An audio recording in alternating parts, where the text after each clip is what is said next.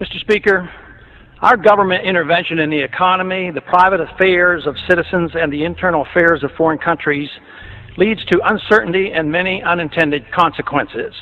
Here are some of the consequences about which we should be concerned. I predict U.S. taxpayers will pay to rebuild Palestine, both the West Bank and the Gaza, as well as Afghanistan. U.S. taxpayers paid to bomb these areas, so we will be expected to rebuild them. Peace of sorts will come to the Middle East, but will be short-lived. There will be big promises of more U.S. money and weapons flowing to Israel and to Arab countries allied with the United States. U.S. troops and others will be used to monitor the peace. In time, an oil boycott will be imposed, with oil prices soaring to historic highs. Current Israeli-United States policies will solidify Arab Muslim nations in their effort to avenge the humiliation of the Palestinians. This will include those Muslim nations that in the past have fought against each other. Some of our moderate Arab allies will be overthrown by Islamic fundamentalists. The UN will continue to condemn through resolutions Israeli-U.S. policies in the Middle East, and they will be ignored. Some European countries will clandestinely support the Muslim countries and their anti-Israel pursuits. China, ironically assisted by American aid, much more openly will sell the militant Muslims the weapons they want and will align herself with the Arab nations. The United States, with Tony Blair as head cheerleader, will attack Iraq without proper authority, and a major war, the largest since World War II, will result. Major moves will be made by China, India, Russia, and Pakistan in Central Asia to take advantage of the chaos for the purpose of grabbing land, resources, and strategic advantages sought after for years. The Karzai government will fail, and U.S. military presence will end in Afghanistan.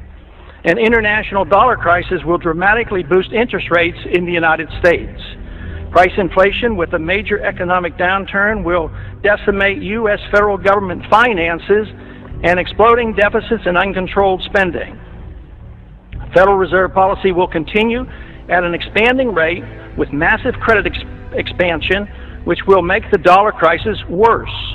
Gold will be seen as an alternative to paper money as it returns to its historic role as money. Erosion of civil liberties here at home will continue as our government responds to political fear in dealing with the terrorist threat by making generous use of the powers obtained with the Patriot Act. Many American military personnel and civilians will be killed in the coming conflict. The leaders of whichever side loses the war will be hauled into and tried before the International Criminal Court for war crimes. The United States will lose the war, but neither will we win. Our military and political leaders will not be tried by the International Criminal Court. The Congress and the President will shift radically toward expanding the size and scope of the federal government. This will satisfy both the liberals and the conservatives. Military and police powers will grow, satisfying the conservatives.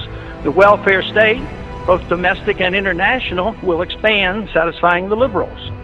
Both sides will endorse military adventurism overseas. This is the most important of my predictions. Policy changes could prevent all of the previous predictions from occurring. Unfortunately, that will not occur. In due course, the Constitution will continue to be steadily undermined and the American Republic further weakened.